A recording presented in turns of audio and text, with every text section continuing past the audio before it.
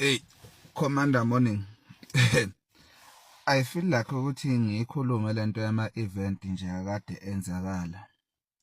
You say ukuthi I think most of ama comrade akwi MK nje nabazi President Zuma. It's rare ubona uPresident Zuma ekhuluma ngezwi leauthority kanje. Kusuka ku closed doors or in public ekhuluma kanje. Ne. You see ukuthi comrade imcasulile uPresident Zuma distinct yokuthi nina nifuna ukumasha nifuna ukwenzani because somebody was removed. And uZuma ziningi izinto akazenzayo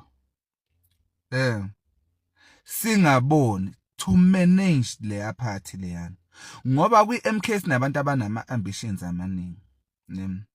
Ngoba ngitshena nje ukuthi we are not a national high command. We're supposed to take into abasitshene yona and we move forward. Then nina nifuna ukuyenza lento kube big issue. Yabo.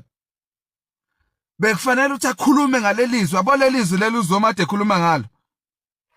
Bambalwa kabi abantu abamaziyo uPresident Zuma ekhuluma kanje. Public bambalwa. Bambalwa.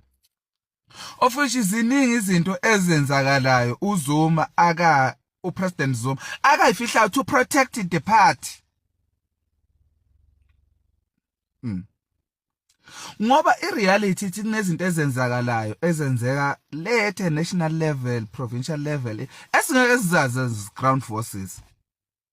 Of which futhi silunge singazazi lezo zinto lezo. In the interest of the party. Ngoba mhlezi was a decision is taken leyo decision either unama reservation ngayo in party decision was taken yabona. Ngicabanga ukuthi nimzwile uPresident Zuma. Akaza khulume kanje uPresident Zuma.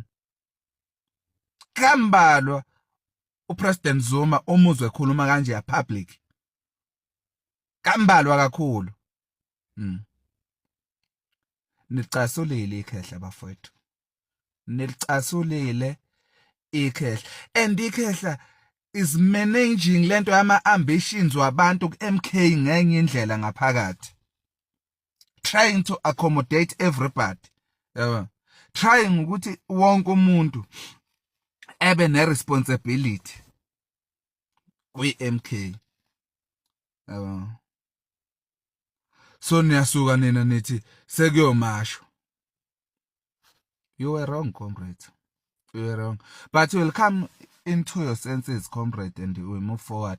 Mina ngihlezi ngisho. Yabo. Ama decisions athatha uPresident Zuma. Yabo.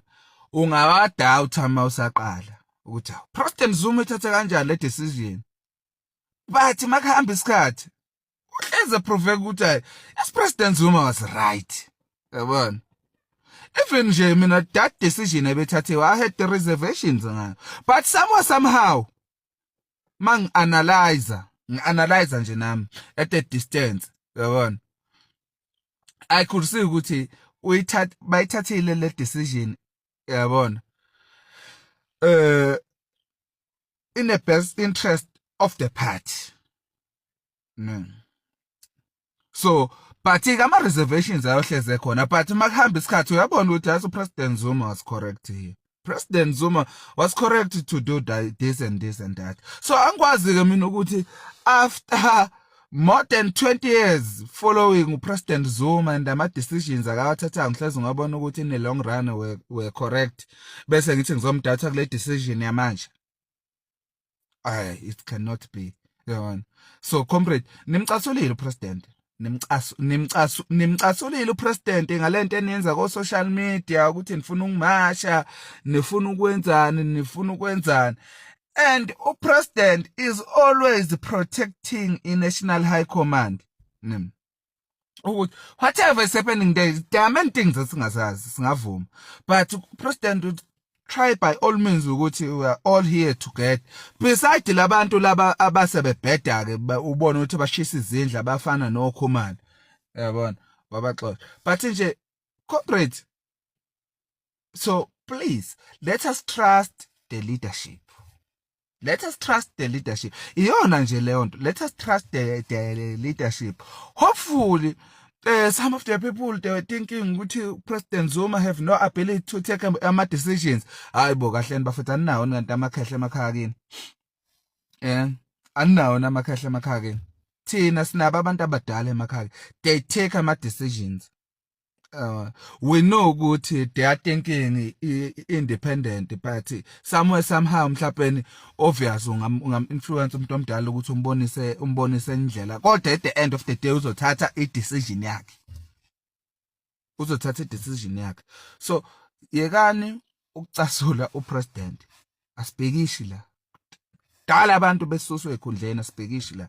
So nje umkhonto uyagwaza umkhonto uyaphila, umkhonto usazoba khona, and umkhonto would take over municipalities next year, metropolitans. 2029 we're taking the country, so no destruction.